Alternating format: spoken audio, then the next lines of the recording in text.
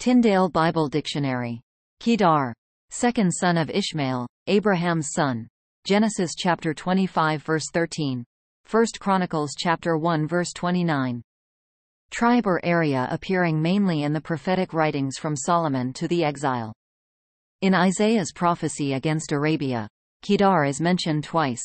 Isaiah chapter 21 verses 13 to 17.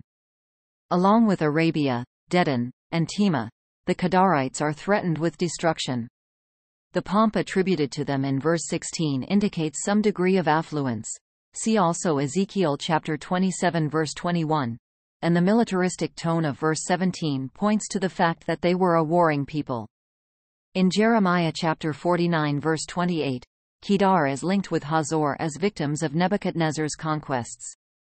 Although there is no extrabiblical record of Nebuchadnezzar's march on Kedar, Ashurbanipal, the king of Assyria, does mention the conquest of Kedar. That would have been about 650 BC, or a half a century earlier than the Babylonian conquest. Apart from Ashurbanipal's account, the only other ancient extrabiblical reference to Kedar is found on a silver bowl offered to the Arabian goddess Han, ilat in the Egyptian delta.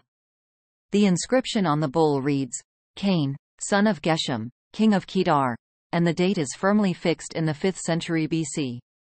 This Geshem was very likely the enemy of Nehemiah. Nehemiah chapter 2 verse 19.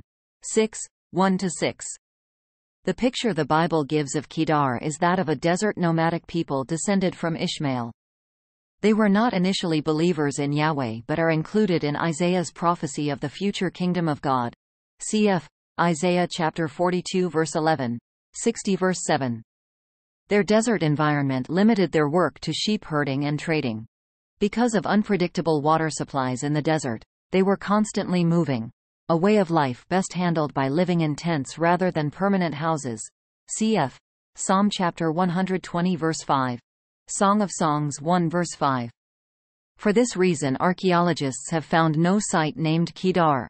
All we can surmise is that the area of Kedar lay to the east and slightly to the south of Israel in what is today the southern part of Jordan. The people of Kedar presumably died out or were assimilated into the surrounding nations.